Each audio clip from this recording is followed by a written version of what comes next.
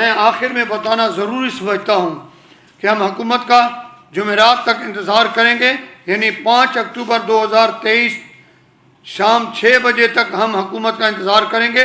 اگر حکومت نے ہمارے جائز مطالبات منظور کیے اور جو شہداء اور زخمی ہوئے ہیں ان کی بھرپور مدد کی تو ہم ان کو سلام سپاس پیش کریں گے، اور اگر حکومت نے روایتی سستی اور کاہلی کا مظاہرہ کیا اور ان زخمی اور شہداء کے پسماندگان کی داد رسی نہ کی تو پھر جمعرات میں کے بعد مورخہ 5 اکتوبر شام 6 بجے اتحاد اہل سنت بلوچستان اور جماعت اہل سنت پاکستان کی طرف سے پورے پاکستان میں احتجاج کی کال دیں گے، اور جمعہ والے دن بدھ بعد نماز جمعہ پورے پاکستان میں احتجاجی جلسے، جلوس اور ریلیاں کی جائیں گے۔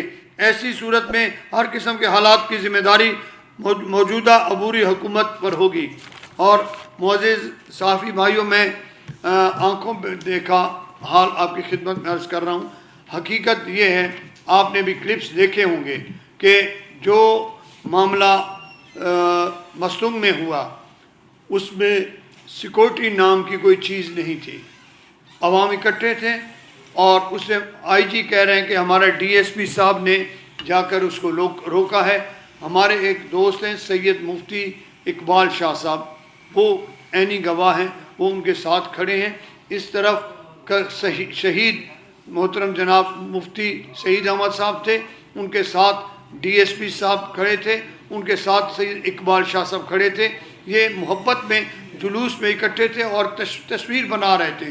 اسی اثنا میں دھماکہ ہوا اور وہ دو جو تھے وہ موقع پر شہید ہو گئے، اور سید اقبال شاہ صاحب معجزاتی طور پر بچ گئے، اور ارد گرد کے کافی لوگ شہید ہوئے۔ اس وقت جو پوزیشن میں نے موقع پر دیکھی ہے، میں وہاں سے ہی آیا ہوں، آج ہی کوئٹہ سے میری فلائٹ تھی، میں یہاں پہنچا ہوں۔ کئی لاشیں ہم نے اٹھائی ہیں اور کئی زخمیوں کو ہم نے مختلف ہاسپٹلس میں پہنچایا ہے۔ حالت یہ تھی کہ میلاد شریف کا دن تھا اور میں کوئٹہ میں جلوس کی قیادت کر رہا تھا۔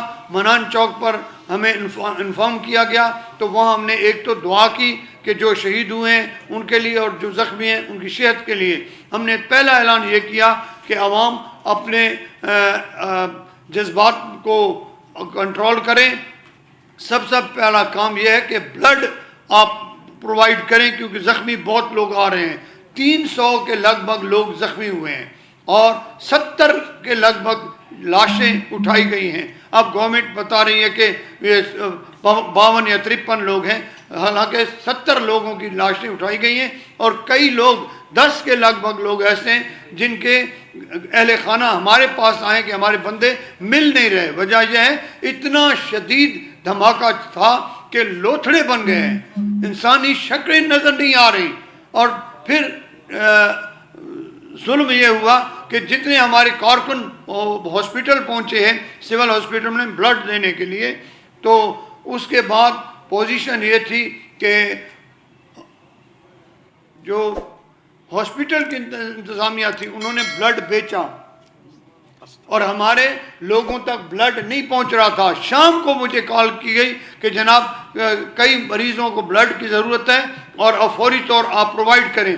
میں نے کہا بھائی اتنا بلڈ ہم نے پہنچایا ہے، سینکڑوں کی تعداد میں ہم نے بوٹلز دیے، وہ کہاں گئیں؟ لیکن وہ ادھر ادھر ہو گئی۔ پھر رات کو کور کمانڈر صاحب تشریف لائے، ہمارے لوگوں نے احتجاج بھی کیا۔ اس کے بعد ہمارے لوگ سول ہاسپٹل سے شفٹ کر کے اس میں سی ایم ایچ میں لایا گیا ان کو، اور اس کے بعد لوگوں کی طبیعت کچھ بہتر ہونا شروع ہوئی، ان کا صحیح طریقے سے علاج شروع ہوا ہے۔ لہذا یہ ظلم ہوا ہے اور حکومت کو کوئی پرواہ بھی نہیں ہے۔ جو ہمارے وزیر داخلہ صاحب تشریف لے گئے ہیں، انہوں نے جو انتظامیہ کے لوگ تھے ان سے بات ضرور کی ہے، انہوں نے پریس کانفرنس ضرور کی ہے، لیکن جو جلوس کے قائدین ہیں اور جو جماعت اہل سنت کے رہنما ہیں ان سے ملنا گوارا نہیں کیا، ان سے پوچھنا گوارا نہیں کیا۔ کہ جو لوگ بھی سامنے آتے ہیں انتظامیہ کے وہ کہتے ہیں آل از رائٹ، نو پرابلم، سب کچھ ٹھیک ہے۔ بھئی ہم سے تو پوچھو جن کے اوپر قیامت گزری ہے، ہم سے پوچھا نہیں جا رہا، اور اپنی مرضی سے اپنے بیانات داغ کے سب چلے آ رہے ہیں، اور یہ زیادتی ہو رہی ہے۔ آپ کی خدمت میں یہ گزارش کرنا چاہ رہے تھے کہ مہربانی فرمائیں، پاک صحافت ہے، آپ کے ذریعے سے ہمارا پیغام ایوان بالا تک پہنچے، تاکہ وہاں کے لوگوں کی جو کسب پرسی ہے وہ دور ہو۔ آنکھوں دیکھ کی ایک بات عرض کر رہا ہوں، ایک شہید کو اٹھایا گیا اور وہ ایک گاؤں کے خیمے میں رہتا تھا۔ اس کو جب اٹھایا تو اس کے جیب کو چیک کیا گیا کہ شاید کوئی شناختی کارڈ ہو تو اس کی پہچان ہو، تو اس میں صرف تسبیح کے علاوہ 1 روپیہ نہیں نکلا۔ تسبیح پڑھتے ہوئے، درود شریف پڑھتے ہوئے لوگ شہید ہوئے ہیں۔ یہ زیادتیاں ہوئی ہیں، پھر ان کو وہاں سے شفٹ کیا گیا اپنا کھڈ کوچا کی طرف۔ وہ قوم کا لہڑی تھا اور تقریباً 9 افراد ایک ہی قبیلے کے ایک ہی جگہ پر شہید ہوئے۔ تو یہ زیادتیاں ہیں، اور اس میں ہم آپ کے ذریعے سے پیغام آگے پہنچانا چاہتے ہیں کہ ہم پرامن ہیں۔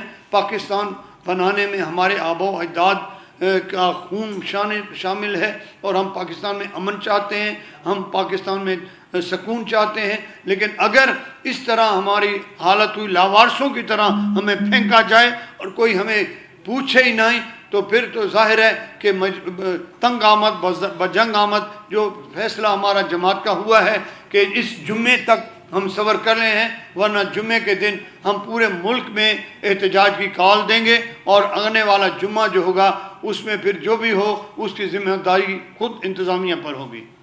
مہربانی۔ آپ سمجھتے ہیں کہ یہ جو نگران گورنمنٹ ہے آپ کے مطالبات پورے کر پائے گی؟ ابھی آپ نے جمعے کو احتجاج کا اعلان کیا ہے، اعلان کے بعد بھی جو ہے احتجاج کے بعد بھی گورنمنٹ نے اس پہ عمل درآمد کر دی، تو کیا جماعت اہل سنت اس کا لانگ مارچ کی صورت اختیار کر سکتے ہیں؟ گھر جانا چاہیے پھر جی، اگر وہ نہیں پورے کرتے تو میں سمجھتا ہوں کہ ان کا حق بھی نہیں ہے اقتدار میں بیٹھنا، ان کو گھر جانا چاہیے۔